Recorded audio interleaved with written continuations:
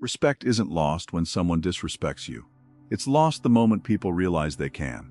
And here's the uncomfortable truth most won't admit. The world doesn't quietly reward kindness. It quietly tests limits. Every day. It doesn't happen in one dramatic fall. It happens subtly, in delayed replies, in canceled plans with no apology, in conversations where you're only remembered when you're useful. And one day, without warning, you feel it not in words but in energy. You're no longer someone they respect. You're someone they can access. So let me ask you something. When people think of you, do they feel a boundary or an opportunity? Because beneath all the noise about empathy, positivity, and being a good person, there's a colder reality at play, a quiet hierarchy, a psychological game.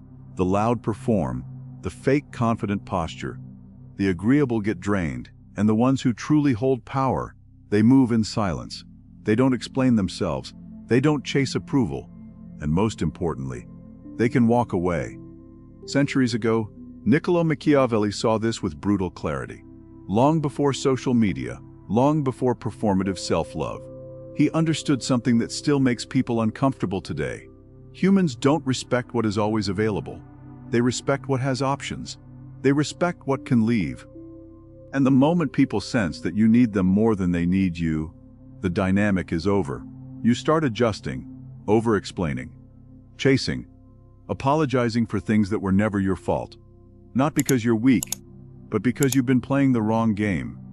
This video changes that, not by turning you into someone loud, aggressive, or fake, but by showing you how to become someone people think twice about crossing. Someone whose presence carries weight, someone who doesn't demand respect, but makes its absence uncomfortable. In the next few minutes, I'm going to break down 9 ruthless psychological shifts, drawn from Machiavelli's cold understanding of human nature, that will completely change how people perceive and treat you. You'll learn how to use distance as leverage, how to control what people think they know about you, and how to create an invisible line others instinctively avoid crossing. Here's the part most people miss. Respect isn't something you ask for. It's something people calculate. And once you understand the rules behind that calculation, you stop being overlooked and start becoming undeniable. Number 1, stop being easy to access. And don't just agree with that on the surface and move on. Actually sit with it for a second, because this is exactly where most men lose their position without ever noticing it happening. It's not some dramatic moment, no betrayal, no confrontation, nothing obvious. It happens quietly, in those small decisions you barely register, the plan you accepted even though you were already drained, the favor you said yes to just to avoid that slight discomfort of saying no in your head. It feels harmless. It even feels like you're being a good guy, easygoing, low maintenance. But what people are actually registering is not your kindness, it's your availability. And when availability becomes constant, it stops being appreciated and starts being expected. Respect begins to erode without a sound. If you pay attention, there's always that one man in every circle, the reliable one, the one everyone calls last minute, the one people don't even ask properly anymore. They just assume, he'll come. He always does. He'll help. He won't say no. And on the surface, it looks like he's liked, included, part of everything. But behind the scenes, something else is happening. He's no longer valued, he's predicted.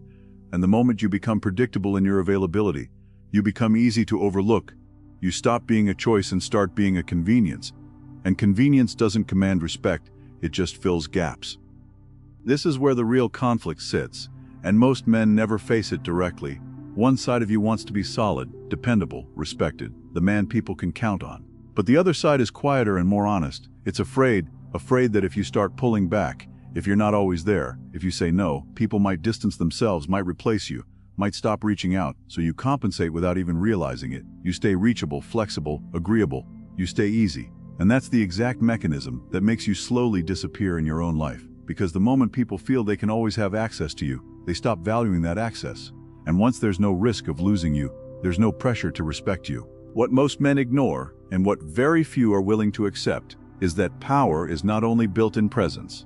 It's built in absence, in how difficult it is to reach you, in how much of you is not immediately available. Because difficulty creates value, scarcity creates tension, and tension is what makes people pay attention. Without tension, everything becomes casual, and once it's casual, it's disposable. You can see this play out in something simple, almost obvious when you step back. Two men, same level, same skills, same personality. One responds instantly, always adjusts, always makes himself fit into other people's timelines. The other takes his time, doesn't rush, doesn't say yes automatically, moves based on his own priorities. No one needs to explain which one is taken more seriously. One feels optional, the other feels intentional, and intention carries weight. And here's where most get it wrong. You don't need to announce boundaries, you don't need speeches, you don't need to justify yourself. In fact, the more you explain, the more it sounds like you're asking for permission. Real power doesn't talk much. It shows itself through patterns. You answer when you decide, not when you're called. You accept what aligns with your life, not what interrupts it. You stop treating your time like it's something people can just reach out and take, because they felt like asking. At first, people will react. Some will question it. Some will test you. They'll say you've changed, that you're different, and they're right. What they're actually feeling is the loss of easy access, and humans always react when access is no longer guaranteed. But if you hold your position, calm, without over-explaining, without trying to smooth it over, something shifts. They adjust, their tone changes, their approach becomes more careful. You're not becoming rude, you're becoming deliberate. And there's a difference most people won't understand because they've never experienced it. A man who reacts is always available. A man who decides controls access. And right now, most men are reacting their way into being ignored. So from this point on, move differently. Take a little longer to respond, say no more often without turning it into a discussion. Allow silence before commitment. Let people feel, without you saying a word, that your time is not something they can casually reach for. And if this landed somewhere real for you, don't just agree with it and move on. Make it concrete. Go to the comments and write it. But write it like you mean it, not like a performance. My time is earned, not assumed. Number 2 is where most men expose themselves without even realizing it. Not when they speak, but when they can't stop speaking, when they feel that subtle pressure rising the moment silence enters the room, that pause where nothing is said, where there's no script to follow, no immediate reaction to hide behind, and instead of holding it, instead of owning it, they rush to escape it. They fill it with anything, words, jokes, explanations, even nervous laughter, just to kill that tension as fast as possible. And what feels like social skill in the moment is actually submission, a quiet inability to sit in control when there's nothing to lean on. If you start observing closely, you'll see this pattern everywhere, almost mechanical. The second a conversation slows down, people start performing. They talk just to prove they belong there. They over-explain things that didn't need explanation. They share more than necessary. They react too quickly. They laugh when nothing was even funny.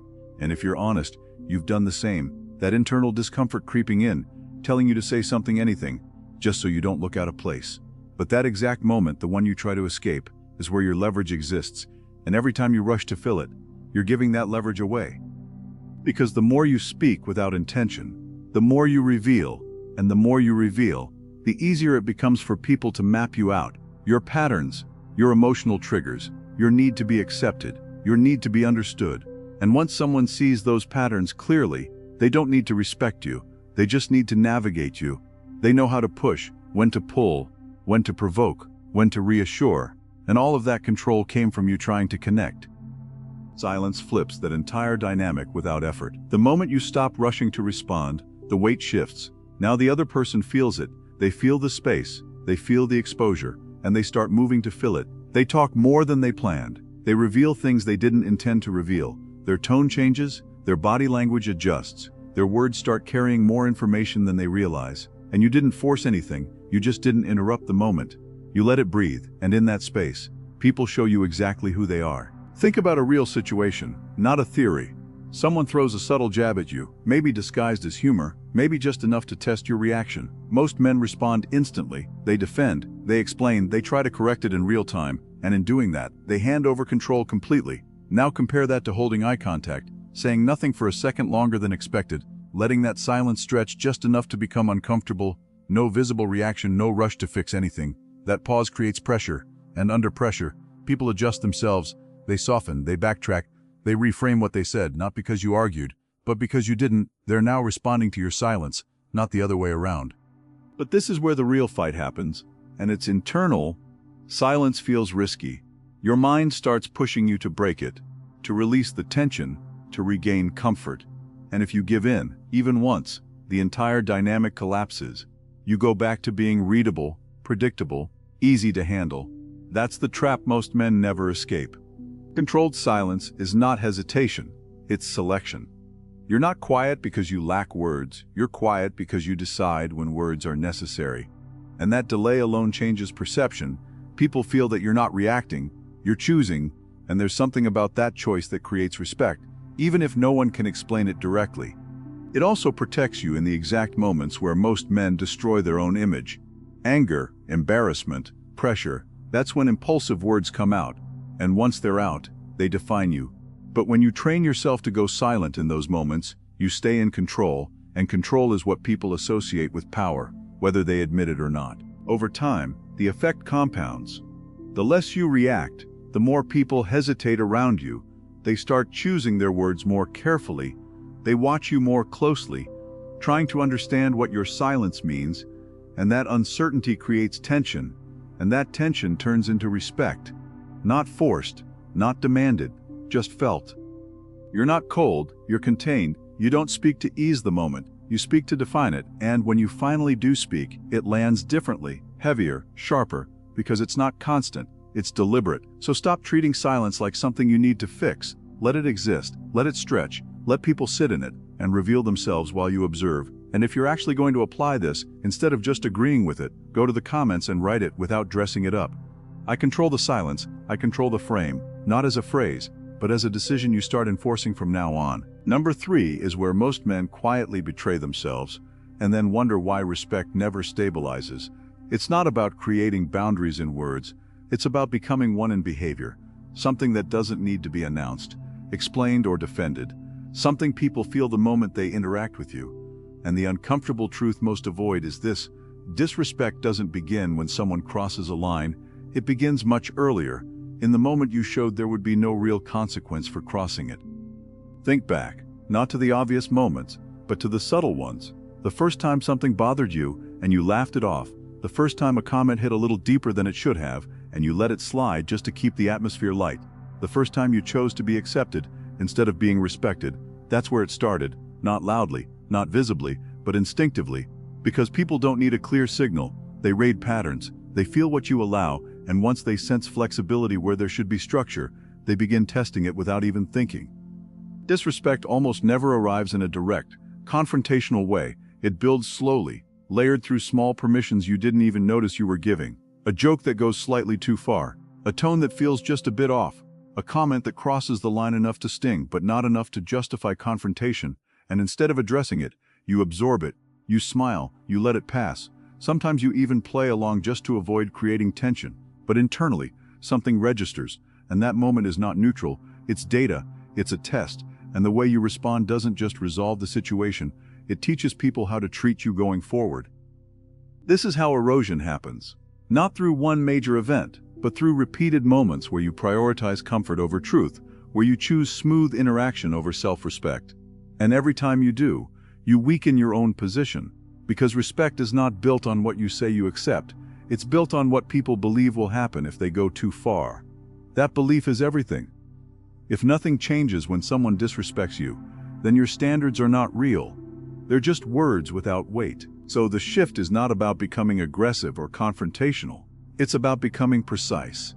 You define your line privately, not emotionally, not based on the moment, but based on what you stand for. Certain tones you don't entertain, certain jokes you don't engage with, certain levels of familiarity you don't allow. And once that line is clear to you, enforcement stops being a reaction and becomes a pattern, calm, controlled, consistent. Picture a real scenario, something you've already lived. You're in a group, someone throws a passive-aggressive comment in your direction, subtle enough to pass as humor, sharp enough to test you. The old version of you laughs, deflects, keeps everything smooth, maintains approval.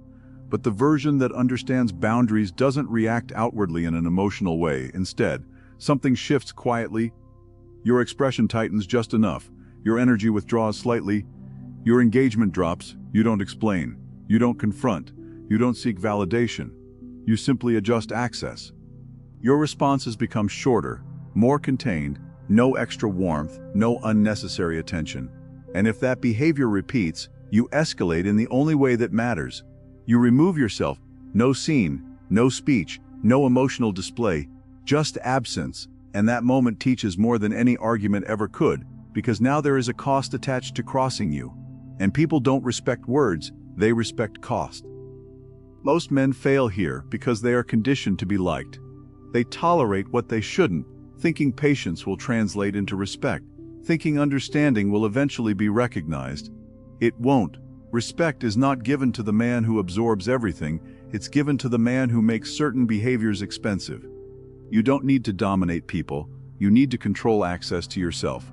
Who gets your attention, who gets your time, who gets your openness, and more importantly, who loses it the moment they cross a line, that's where the shift happens. Over time, something subtle but powerful starts to occur. People adjust around you not because you demanded anything, but because they experienced the consequence once and don't want to repeat it. Their tone changes, their approach becomes more careful, their behavior becomes more intentional, not out of fear, but out of recognition. That's what a real boundary looks like. Quiet, firm, and enforced without negotiation. So be honest with yourself without filtering it.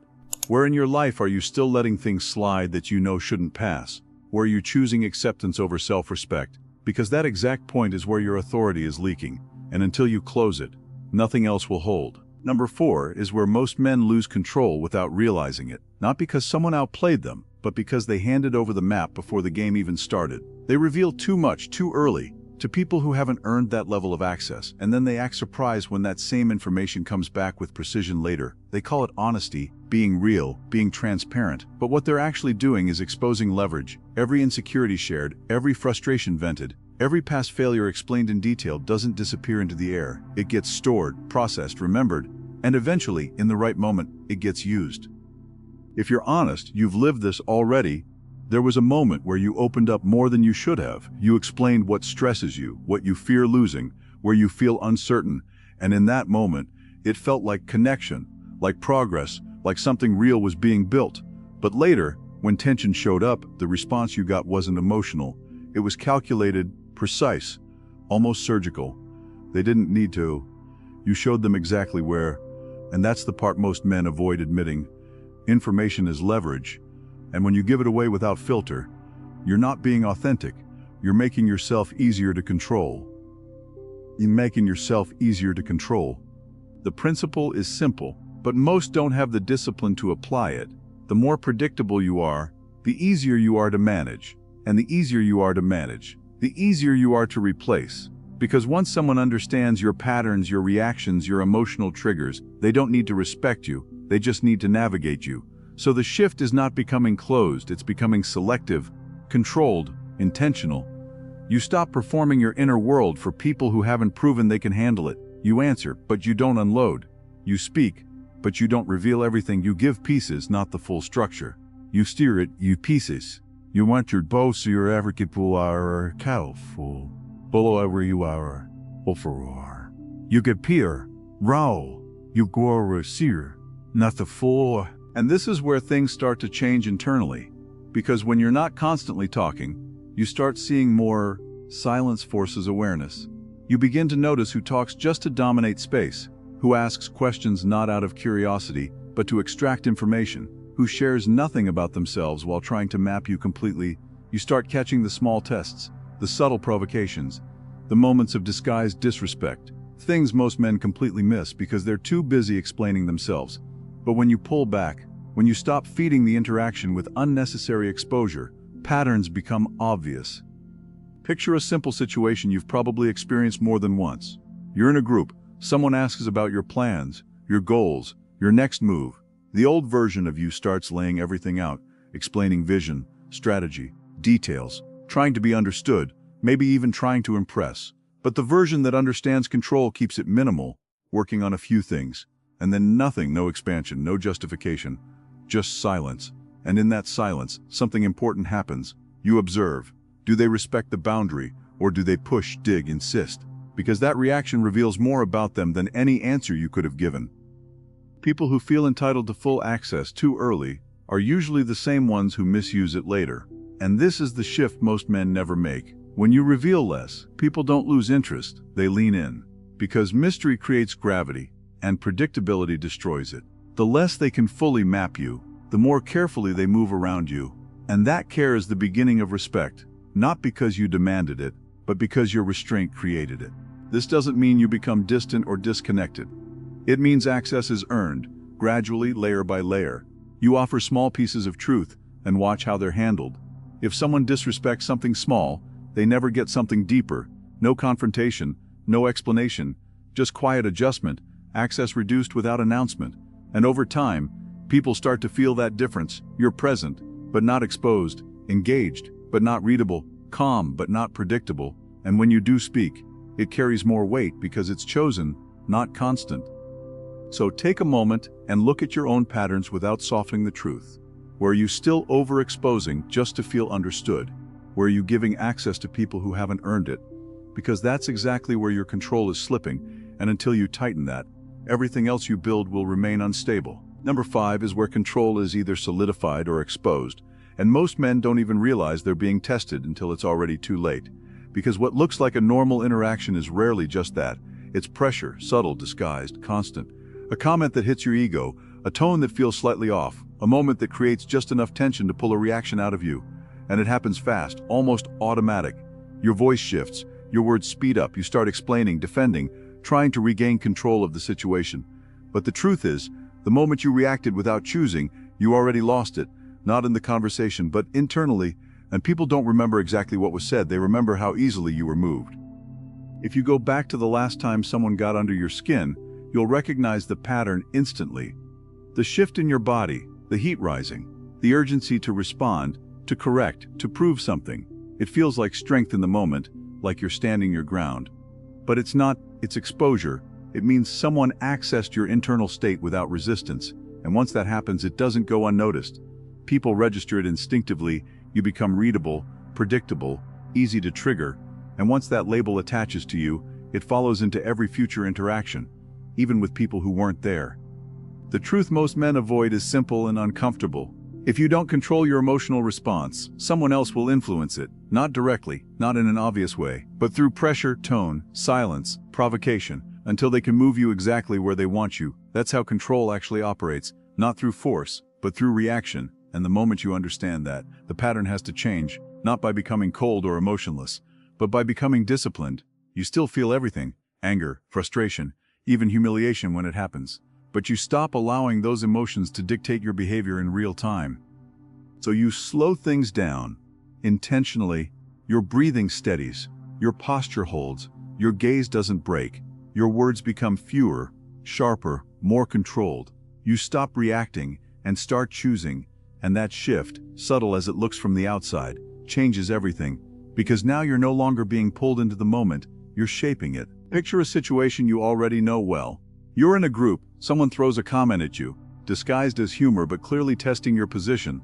The old version of you reacts instantly, maybe laughs it off while feeling the sting, maybe pushes back emotionally and escalates the situation. Either way, you're inside the frame they created, but the version that understands control does something different. You pause, not out of hesitation but out of command. You hold eye contact, let the moment sit, and then respond with one sentence, calm, neutral, direct. And then you stop. No extra explanation, no emotional spill, no need to dominate the exchange. That pause after your response is where the shift happens, because now they can't read you. And when people can't read you, they become cautious. What most men fail to see is that people who provoke are not looking for truth, they're looking for reaction. They want confirmation that they can move you, that they can pull you into their frame. And the moment you give them that, you lose twice, you lose control, and you give them proof that you can be handled. But when the reaction they expected doesn't come, everything flips. Their behavior becomes visible, sometimes even uncomfortable. Without raising your voice, without escalating, you take control of the situation. They appear unstable, you appear grounded. And that contrast builds respect faster than any argument ever could. Because respect is not built in calm moments, it's built in tension, in the exact situations where most people lose themselves, and you don't. That's what stays in people's memory, not how you act when things are easy, but how you carry yourself when things get uncomfortable, unfair, unpredictable. That's where your identity is defined in their perception. Staying calm doesn't mean you accept disrespect. It means you decide how and when to respond. Sometimes it's silence, Sometimes it's distance. Sometimes it's a single sentence that closes the interaction completely. But it is always chosen, never automatic. And over time, something shifts in how people deal with you. They hesitate before testing you. Not because you're aggressive, but because you're stable, and stability, in a world addicted to reaction, is intimidating. So be honest, without softening it. Where do you still lose control faster than you admit? Where do people already know they can provoke you, if they push just a little? Because that's exactly where your authority breaks. And until you fix that, everything else will keep collapsing under pressure. Number 6 is where most men sabotage their own presence without noticing it, because they confuse volume with authority, speed with confidence, and constant talking with control. And the result is predictable. They speak too much, too fast, too often, and in doing so, they slowly dilute their own weight in every interaction. It's not that they're ignored immediately. It's worse than that. They become background noise. If you pay attention, you'll see this pattern everywhere. The man who jumps into every silence, who explains more than necessary, who repeats himself just to make sure he's understood, who fills every gap as if silence were a threat. In his mind, he's gaining ground, asserting presence, showing value, but in reality, he's negotiating against himself. Every extra word leaks authority, every unnecessary explanation signals uncertainty, and over time, people stop listening not because they reject him, but because nothing he says feels rare enough to matter. There's a reason the most respected man in the room doesn't rush to speak, and it has nothing to do with hesitation. It's calculation. You felt this before, even if you never named it. That moment when someone says very little, but when they finally speak, the room shifts, conversations slow down, attention redirects, energy changes. That's not charisma in the superficial sense. That's control built through restraint. Most people are uncomfortable with silence because silence exposes them. It removes the script, it creates pressure, it forces presence. And weak men rush to escape that pressure. They speak to relieve it, to stabilize themselves. But strong men understand something different. They let the tension build. They don't interrupt it. They use it. Think about a simple interaction you've already experienced. A woman asks you something slightly loaded, not direct enough to confront, but sharp enough to test. Most men react instantly. They explain, justify, defend, trying to control how they're perceived in real time. And if you listen closely, you can hear it in their tone, the need for approval. But the man who understands control does something else. He pauses, processes, and answers with one clean sentence. No excess, no defense, no emotional spill. And in that moment, the dynamic flips. Now she adjusts to him. That's the difference most men never internalize. Reaction versus intention. Every word you speak is either building your position or weakening it. There is no neutral. And the uncomfortable reality is that most of what you say daily is unnecessary. Filler disguised as communication, noise disguised as presence, self-soothing disguised as expression. And the more you rely on it, the less impact you have. What few understand is that unpredictability creates tension, and tension creates attention. When people don't know when you'll speak or what you'll say, they become alert, not casually listening, but actively waiting, and that shift changes everything, because now your voice is not constant, it's scarce, and scarcity is what gives it weight. If you're always available, always explaining, always adding something, people stop assigning value to your input. But when your words are measured, controlled, almost withheld, they start leaning in. They start reading between the lines, interpreting your pauses, giving meaning even to your silence. And that's where influence begins to build.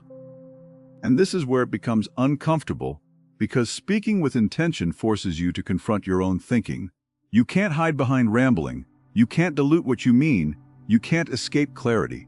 And clarity exposes weakness, hesitation, contradiction. That's why most men avoid it. They prefer noise over precision because noise protects them from being seen.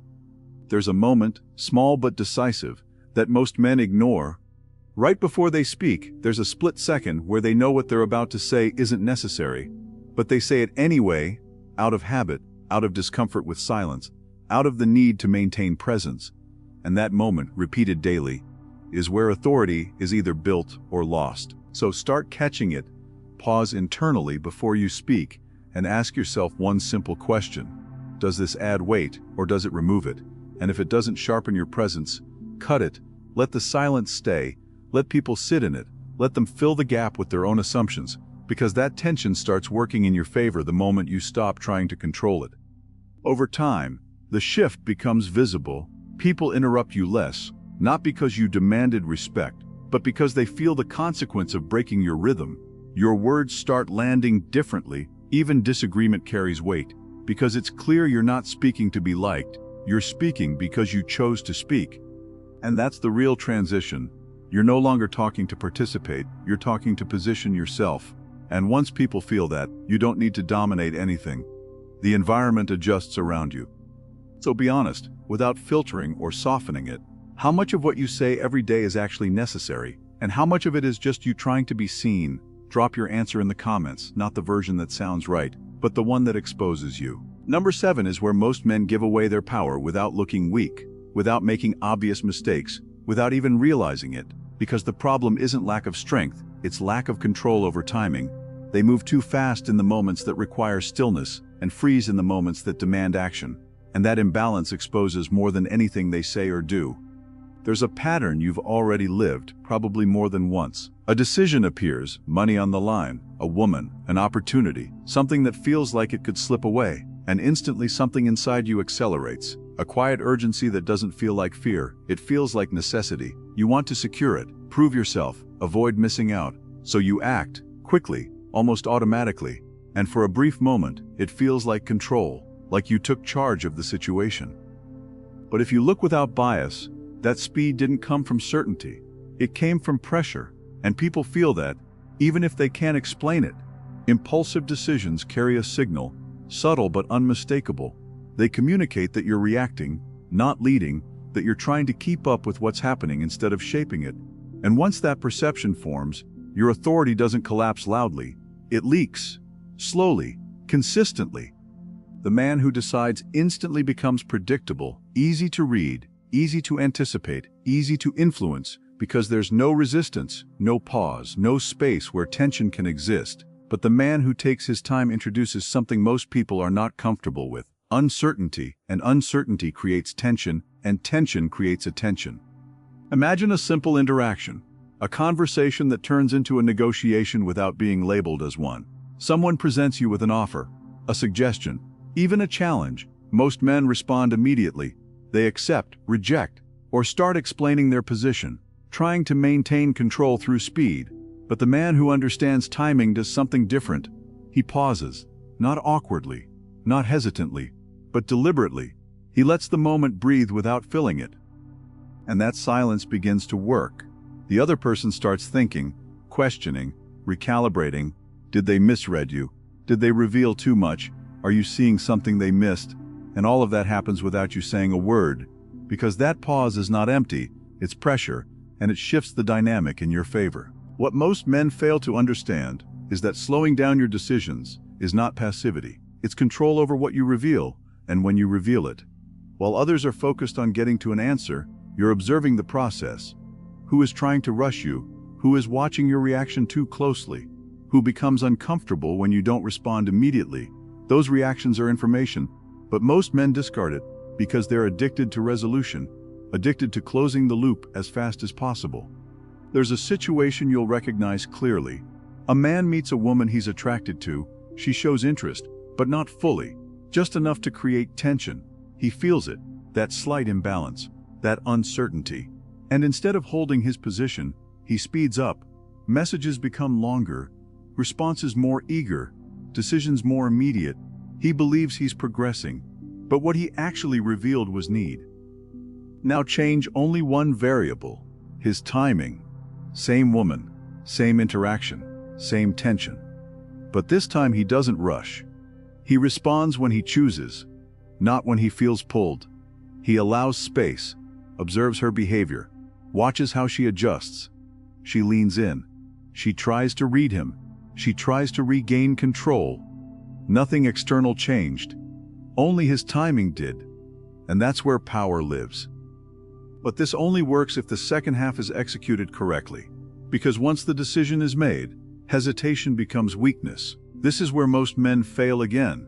They either rush too early or hesitate too late. The balance is precise. You take your time to decide. But once you decide, you move without friction, no backtracking, no over-explaining, no second-guessing. That contrast is what creates impact, stillness followed by decisive action. It creates a psychological imbalance in those around you. They can't predict your rhythm, they can't anticipate your next move, and what people can't predict, they instinctively respect, and in some cases, they become cautious around it. The man who carries real presence is not the loud one, not the fastest, not the most reactive. It's the one who cannot be rushed and cannot be stopped once he moves. The one whose timing is his own. So look at your own patterns without distorting them.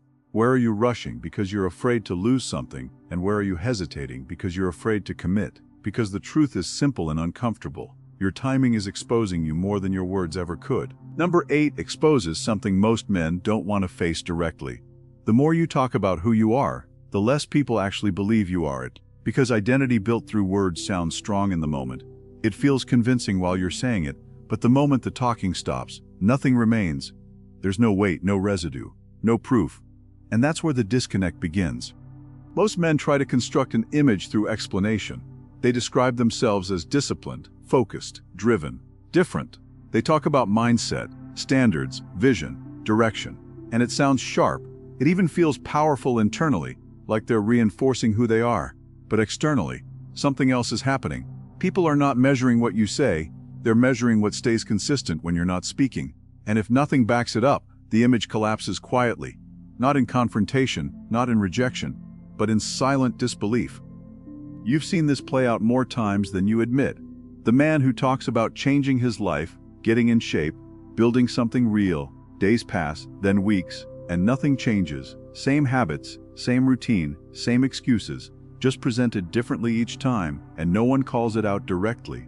They just adjust how seriously they take him, because respect doesn't disappear loudly. It fades in silence, in observation, in pattern recognition. What most men resist accepting is that people don't judge intention. They judge repetition. What you do consistently becomes your identity in their eyes. Not what you promise, not what you claim, not what you plan, what you repeat. And the smallest breaks in that repetition carry more weight than any speech you give.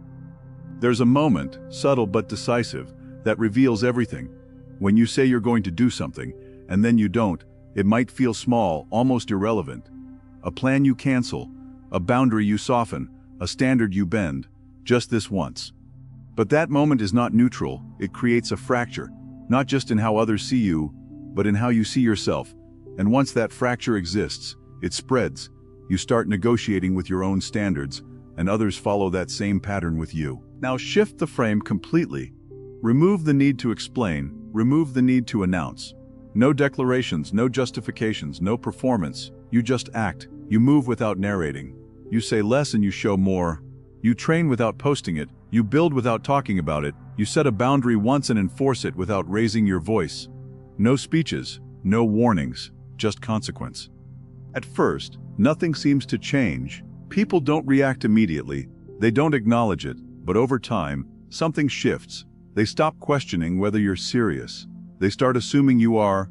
Their behavior adjusts before you even say anything, not because you demanded respect, but because your actions made disrespect costly. And cost is what people actually respond to. This is where real authority sits. Not in displays of dominance, not in loud declarations, but in consistency that cannot be argued with. Because when your behavior aligns with your words repeatedly, doubt disappears. And when there is no doubt, there is no space for challenge. There's a situation you already recognize. A woman tests your boundary, maybe subtly, maybe directly. Most men explain themselves. They try to be understood, they justify, they soften, they over-communicate, and she listens, but she's not convinced, because she's not measuring your explanation, she's watching what happens next. Do you hold the line? Or do you fold under pressure? That's the only answer that matters. And this applies everywhere. Work, relationships, friendships, every interaction. People don't listen to what you say you value. They observe what you tolerate, and that becomes your real standard whether you admit it or not. So the shift is simple, but not easy. Stop narrating your identity. Stop announcing moves before they exist. Stop explaining yourself to people who are waiting to see if you contradict your own words. Move in silence. Execute where it can be seen. Let your routine speak. Let your results speak. Let your absence speak when necessary, because controlled absence carries more weight than constant presence. When your behavior becomes predictable in only one way, you do what you said. Every time, you remove uncertainty. And once uncertainty is gone, most resistance disappears with it. People don't test what consistently proves itself. And now comes the part you can't avoid. There are areas in your life right now where what you say and what you do don't match. You know exactly where they are. You feel it every time you speak about them. That tension you feel is not random. It's the gap between the identity you project and the one you're actually living. Close that gap, and everything changes, not gradually, but fundamentally. So answer this without filtering, without adjusting it to sound better. Where in your life are your actions exposing you? Despite everything you say, no performance, no image, just the truth you've been avoiding. Number 9 reveals something most men resist admitting. They try to be noticed, and that exact effort is what makes them invisible. Because the moment you enter a room already performing, adjusting your tone, your posture, your expressions, trying to signal status before anyone even looks at you, there is a subtle tension that people feel immediately. It doesn't look obvious from the outside, but it carries a trace of need, and that need is what reduces your weight. The more you try to be seen, the less presence you actually project. The uncomfortable truth is that presence does not come from effort, it comes from certainty. You've experienced this before, even if you didn't name it. A man walks into a space and nothing dramatic happens, no loud entrance, no forced attention, but something shifts. Conversations don't stop completely, but they soften. Awareness increases. There is a slight tension that wasn't there before. He didn't announce himself, he didn't try to dominate, he didn't perform. He simply arrived. And that effect is not случайность, it is internal alignment expressed externally. Most men operate in fragments. One part of them wants validation, another wants control, another fears being ignored. And because these intentions conflict, their energy becomes inconsistent. Their body communicates one thing, their eyes reveal another. Their words try to compensate for both. And that inconsistency is loud, even when nothing is being said directly. People may not articulate it, but they feel it. Now contrast that with a man who is internally settled. No rush, no need to impress, no hidden negotiation for approval. He is not scanning the room to measure reactions, not adjusting himself to fit the environment, not calculating how he is being perceived in real time. He is stable within himself, and because of that, he does not enter the environment to adapt. He becomes a reference point inside it. There is a simple scene that exposes everything. You are sitting somewhere, a meeting, a cafe, a social setting. Someone enters, one person immediately reacts, looks up, evaluates, then returns to what they were doing. Another subtly raises his tone, trying to reclaim attention, but there is always one who notices without shifting, awareness without reaction, and that is where the difference becomes visible, controlled awareness versus reactive attention. Presence is not about becoming the center of the room, it is about remaining unaffected by it. And that distinction changes everything, because most people are constantly adjusting, reading signals, repositioning themselves, trying to maintain relevance. So when someone enters who is not participating in that silent negotiation, it disrupts the dynamic, not through force, but through contrast. Power, at a deeper level, is established before interaction, before words, before decisions, before any visible action. It is established in perception. If people feel that you cannot be easily moved, they begin to move around you, not consciously, but instinctively, and that is where influence begins. The mistake most men make is trying to imitate presence externally. Slower movements, a deeper voice, fewer words, but internally, nothing has changed. The need for validation is still there, the tension is still active, and people sense that mismatch immediately. Because presence is not a performance. It is what remains when performance is removed. It requires awareness, noticing where you rush, where you fidget, where you fill silence just to avoid being overlooked. Those are the exact points where your presence leaks, and when you start closing those gaps, something shifts naturally, your movements slow without effort, your gaze stabilizes without force, your reactions become minimal without suppression, and that internal stability begins to reflect outward. Over time, the effect compounds. People start adjusting to you without realizing it. They wait for your response, they read your expressions more carefully, they choose their words with more attention. Not because you demanded anything, but because your energy made careless behavior feel out of place. And that is silent authority. Eventually, you become someone who no longer needs to prove anything. Your presence carries context, your silence carries meaning, your attention becomes selective, and that alone increases your value. You are no longer entering spaces to be seen, you enter, and the environment reveals itself to you. This is the final shift. Everything you've developed, your control over words, your timing, your actions, all of it leads here. Presence is not the starting point, it is the result of alignment. So answer this without adjusting it to sound better. When you walk into a room, are you trying to be noticed, or are you actually in control of yourself? Be honest, without performance, without image, and put it in the comments exactly as it is. No masks, no phrases, just the truth you usually hide.